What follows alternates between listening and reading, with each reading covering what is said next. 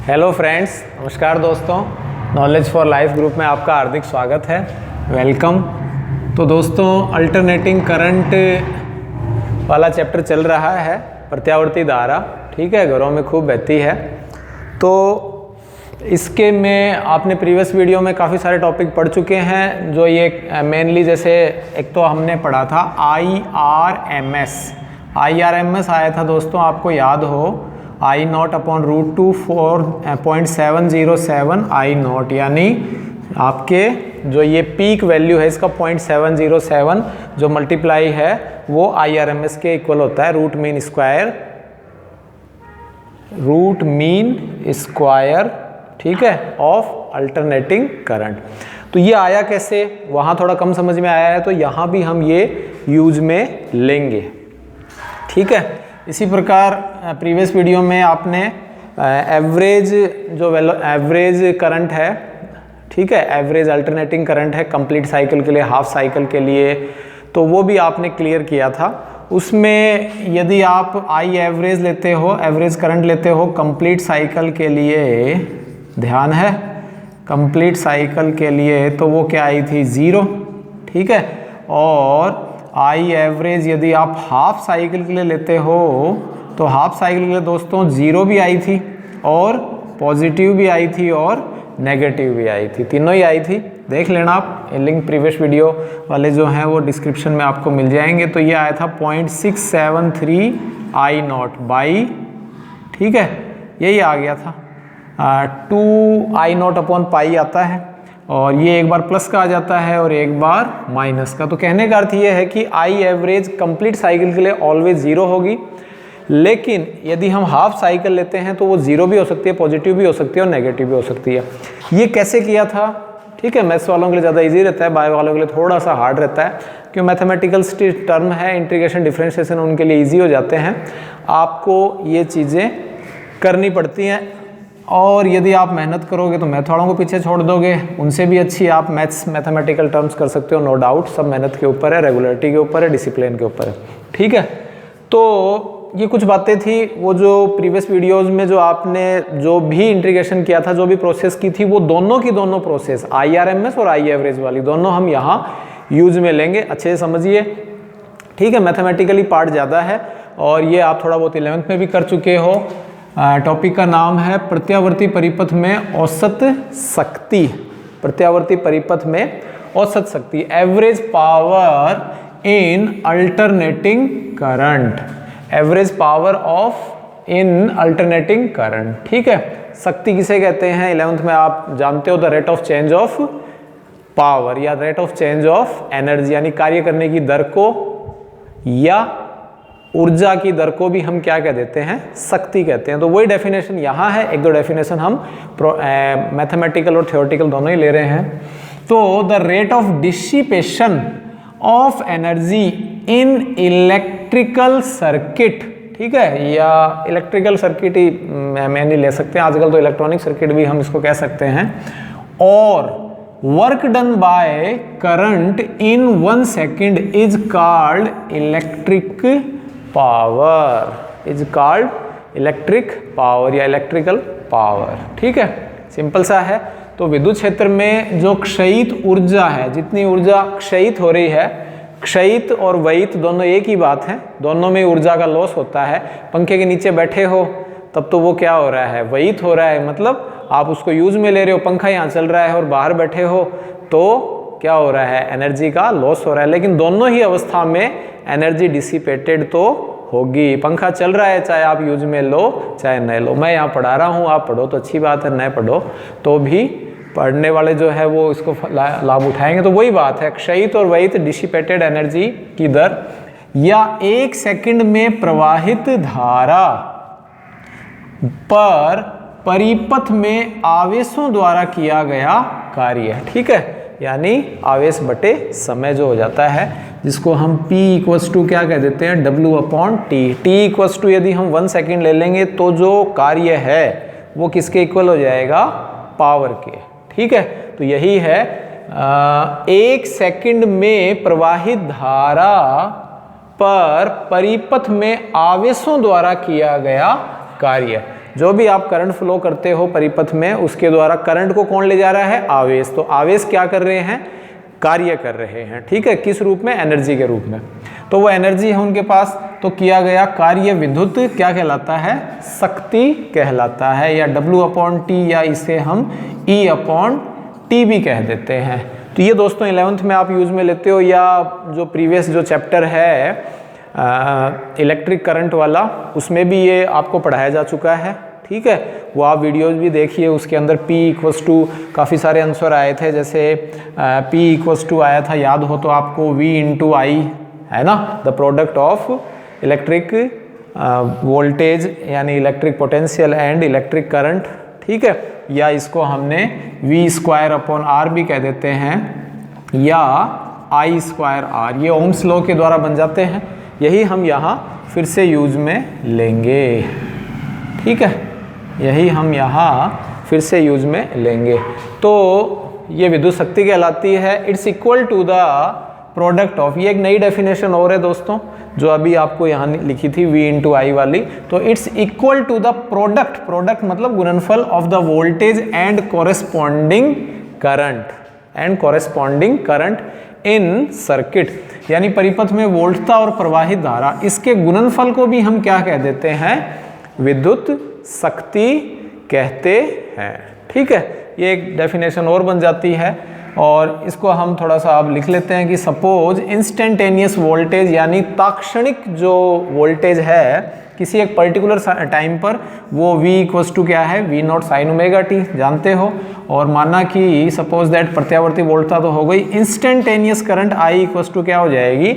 I0 sin ωt plus theta minus theta, या theta हो ही नहीं। वो अलग अलग कंडीशन होती है कि when we take in circuit the resistance, inductance and capacitance, जब हम परिपथ में प्रतिरोध लें, कुंडली लें, ठीक है, संधारित्र लें, या फिर प्रतिरोध के साथ कुंडली लें, प्रतिरोध के साथ संधारित्र लें, या प्रतिरोध, कुंडली, संधारित्र तीनों लें, RL circuit, RC circuit, LCR circuit, many of the circuit we take and use the, ठीक है, use the voltage, then we measure the instantaneous current। तो where थीटा क्या है दोस्तों? थीटा होता है फेज डिफरेंस, या फेज भी कह सकते हो इसे आप, फेज डिफरेंस, है ना। फेज यानी कोणों से संबंधित है, और ये आपके कलांतर इसे हम कह देते हैं। क्या कह देंगे? कलांतर कह देंगे। तो ये आई थिंक आपको क्लियर हो गया होगा। अब इस वाली डेफिनेशन से, हालांकि दोनों ही डेफिनेशन आप लिख सकते हो, P = W/T, या W को हम एनर्जी के रूप में ले लेते हैं, तो ये E/T, और इस T को हम Q/I, याद है आपको। और इस रूप में हम करके, जैसे T के रूप में यदि हम चलो बना ही लेते हैं, I = क्या होता है दोस्तों? Q/T। I = क्या होता है? Q/T। नीचे कट रहा है दोस्तों, दिख नहीं रहा है, तो इसलिए हम ऊपर ही लिख लेते हैं। पॉज करके आप ये लिखिए। हाँ तो दोस्तों ये P = क्या आ गया? W/T, ठीक है। P = W/T, work done upon time, या एनर्जी भी लिख सकते हो E/T। अब ये आप जानते हो दोस्तों, I = क्या होता है? Q/T, ठीक है, rate of change of flow of charge called electric current, आवेश प्रवाह की दर को हम विद्युत धारा कहते हैं। तो T = क्या आ जाएगा? T = आ जाएगा Q/I, ठीक है, Q/I। तो ये बन जाएगा दोस्तों, W है ही, और Q अपॉन में आ गया, और I मल्टीप्लाई चल गया, तो W/Q क्या हो गया? V/I, the product of alternating voltage and alternating current called alternating power, ठीक है। विद्युत विभवांतर, या ये प्रत्यावर्ती वोल्टता और प्रत्यावर्ती धारा के गुणनफल को हम प्रत्यावर्ती शक्ति कह देते हैं। यहाँ अभी आपने वैल्यू लिखी थी, हम इसको थोड़ा सा इक्वेशन 3 मान लेते हैं। तो putting the value of equation 1 and 2 in equation 3, समीकरण हिंदी में लिख लेना इसको, समीकरण 1 और 2 का मान समीकरण 3 में रखने पर, किस में रखने पर? समीकरण 3 में रखने पर। तो v तो क्या आया था दोस्तों? v equals to v naught sine omega t, और i क्या आ जाएगा? I naught sine omega t plus minus theta, यानी कोणों में अंतर, कलांतर है। किसमें? धारा कभी वोल्टेज से आगे है, कभी पीछे है। ठीक है, प्रीवियस वीडियोस में आपको एक क्लियर किया जा चुका है। आरएल, आरसी, एलसीआर, ये काफ़ी सारे सर्किट हम लेते हैं। इसके लिए हम इंस्टेंटेनियस करंट मेजर करते हैं। चलो यहीं फोकस करते हैं टॉपिक पर। तो क्या आया? P equals to v naught I naught और sine omega t, as it is रख दिया। ये वाला दोस्तों आप फॉर्मूला जानते हो, साइन ए प्लस बी। तो साइन ए प्लस बी आप जानते हो, साइन ए कॉस बी और cos A sine B. Sine A plus B क्या आ जाएगा? Sine A cos B plus cos A sine B. ठीक है, ए की जगह क्या है? ओमेगा टी, और बी की जगह क्या है? थीटा है। बी की जगह थीटा है, तो ये आ जाएगा sign omega t cos theta, ठीक है, प्लस कॉस ओमेगा टी और साइन थीटा। ठीक है, सरल है। तो ये कुछ सिंपल से फॉर्मूले हैं, मुश्किल से 15-20 फॉर्मूले हैं जो मैथ्स वाले फिजिक्स में काम में आते रहते हैं। ऐसा कुछ नहीं है कि आप बिल्कुल ही इनको न कर सकें, इजी रहती है। तो P इक्वल्स टू ये आ गया, मल्टीप्लाई कर लें, वी नॉट आई नॉट और sine square omega t, sine से साइन मल्टीप्लाई हो गया, और इनटू में क्या आ गया दोस्तों? Cos theta, plus V naught आई naught sine omega t cos omega t, और क्या आ जाएगा? Sine theta. ठीक है, ये आपके आ जाता है। तो फिर इसको यदि हम एक ही रूप में लेना चाहें तो इसमें हम डिनोमिनेटर और न्यूमरेटर में 2 से मल्टीप्लाई कर देते हैं। तो फिर क्या आएगा है दोस्तों? ये आप फॉर्मूला जानते हो, 2 sine theta cos theta equals to होता है, क्या होता है? Sine 2 theta.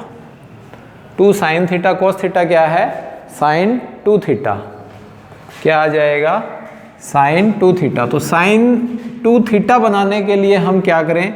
यहाँ हर में और अंश में 2 से गुणा कर देते हैं और 2 से ही भाग दे देते हैं। ठीक है, अलग से भी स्टेप में लिख सकते हो यहाँ भी।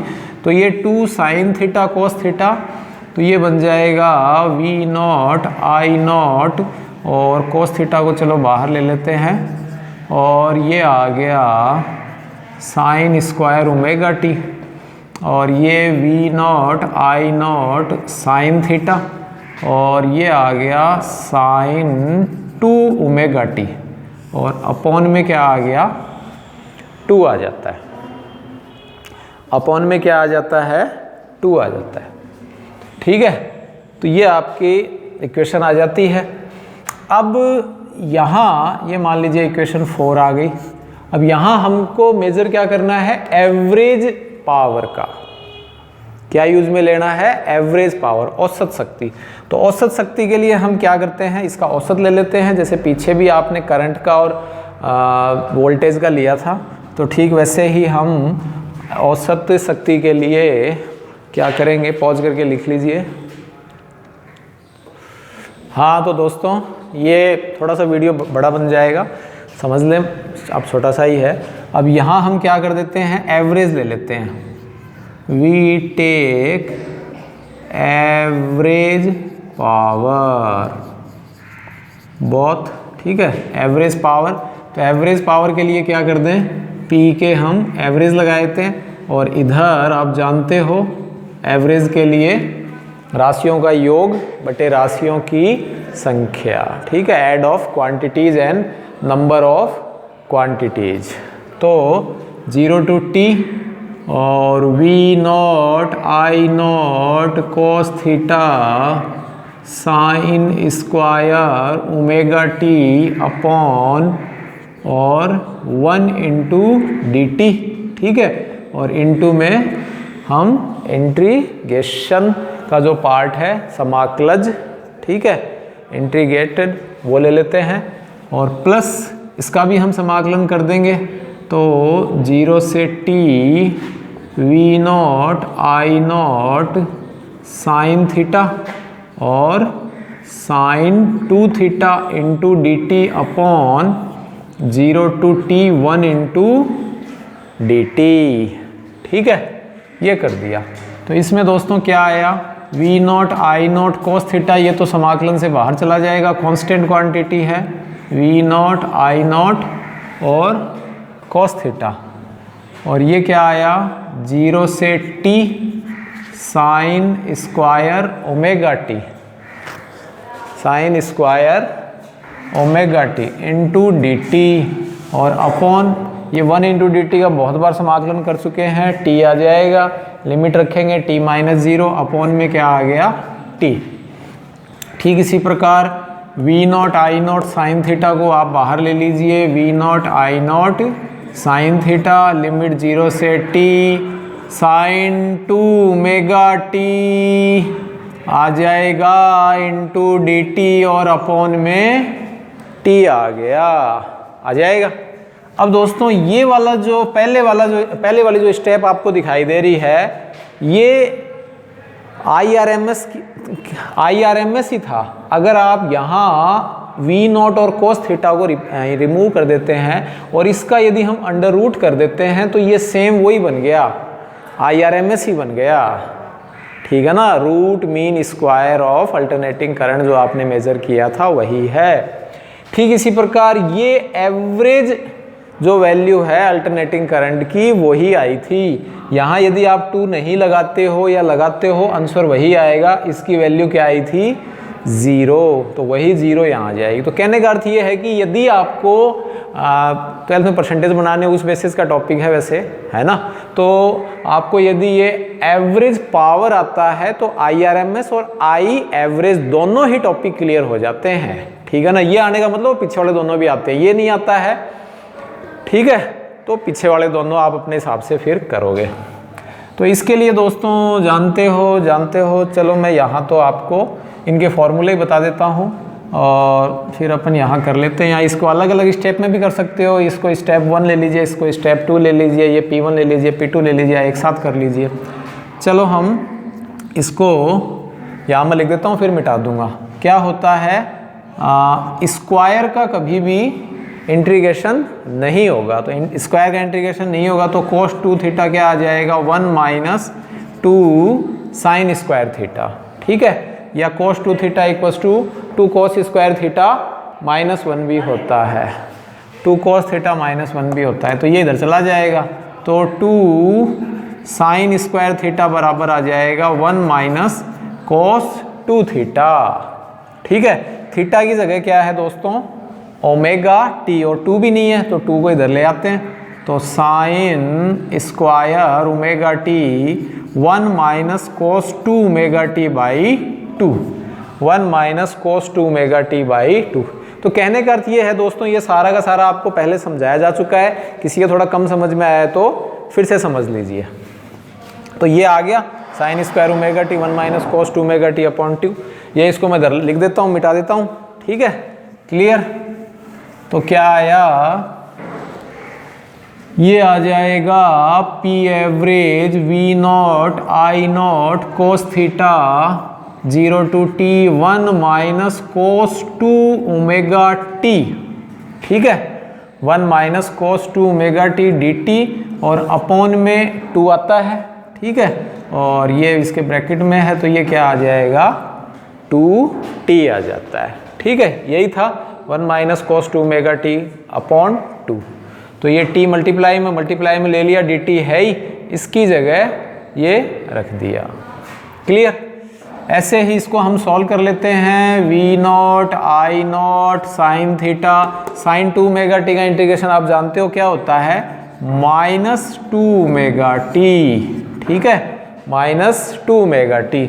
और यहाँ इंटीग्रेशन फिनिश हो जाएगा तो इंटीग्रेशन का सिंबल और dt दोनों ही कैंसिल हो जाएंगे, और अपॉन में जो भी आपके इनवेरिएबल क्वांटिटी है, अचर राशि है, वो अपॉन में आ जाएगी, यानी 2 ओमेगा अपॉन में आ जाएगा।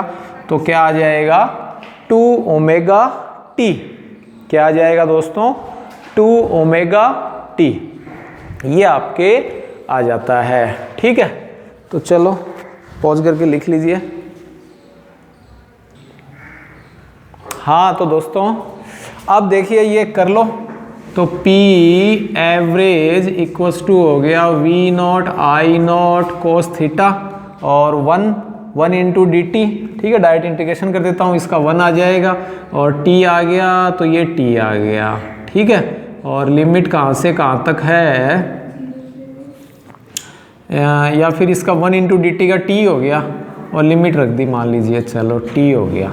और अपॉन में क्या है इसके 2t, अपॉन में क्या है 2t है, अपॉन में क्या है 2t। समझ में नहीं आएगा, समझ में नहीं आएगा सर, कम समझाते हैं, फिर से लिखते हैं, ठीक है ना। चलो एक आधी स्टेप और ले लेते हैं। ब्रैकेट से बाहर जो भी क्वांटिटी होती हैं वो आपस में एक दूसरे से मल्टीप्लाई होती हैं, तो क्या आ जाएगा, ये आ जाएगा दोस्तों इंटीग्रेशन का सिंबल, क्लियर, और 1 into d t upon 2t, clear है, माइनस इस dt को इससे मल्टीप्लाई कर दिया और इस इंटीग्रेशन को इससे मल्टीप्लाई कर दिया, 2t इसके बटे में भी है, इसके बटे में भी है, माइनस, और ये क्या आ गया cos 2 omega t upon 2t और इंटीग्रेशन का सिंबल। इंटीग्रेशन सांप अच्छे से नहीं बन रहा है, ये इंटीग्रेशन का symbol 0 to t into d T. अभी तक दोस्तों मैंने इंटीग्रेशन नहीं किया है, अभी तक समाकलन नहीं किया है, सिंपल सा बस वैल्यू आपके रखी ही है। इधर समाकलन कर दिया है, लिमिट रख देते हैं, तो v नॉट आई नॉट साइन थीटा, और माइनस को चलो बाहर ले लेते हैं, तो ये माइनस आ गया और ये हो जाएगा दोस्तों cos 2 omega T minus cos 0 upon 2 omega t, upon क्या आ गया 2 ओमेगा टी, ये आपके आ जाता है। तो P एवरेज क्या आ गया v नॉट आई naught cos theta 1 into d T का t हो जाएगा, लिमिट रख देंगे, कैपिटल T आ जाएगा, t अपॉन 2t, 2t से 2t कैंसिल, सॉरी t से t कैंसिल हो गया, ठीक है। और ये इसका इंटीग्रेशन कर लें, साइन का इंटीग्रेशन, कॉस का इंटीग्रेशन क्या होता है साइन 2 ओमेगा t के अलावा जो भी अचर राशि हो अपॉन में आ जाएंगे। 2 पहले से है तो क्या आ गया 4 ओमेगा t और लिमिट 0 से t आ गई, ठीक है। यहाँ ये वाला लगा लीजिए, कौन सा ब्रैकेट है, ये मंझला ब्रैकेट, इसको हम इस तरह से ब्रैकेट लगा लेते हैं, ये स्मॉल ब्रैकेट, छोटा ब्रैकेट है ना, ये मिडिल ब्रैकेट, तो आपके ये आ जाएगा। इधर वाला दोस्तों यहाँ ये क्लियर कर लीजिए, ओमेगा टी इक्वल्स टू बहुत बार बताया जा चुका है, क्या होता है 2 pi, omega equals to 2 pi upon t, omega equal to theta upon t, a complete cycle, t theta equals to 2 pi small t capital t, omega t 2 pi.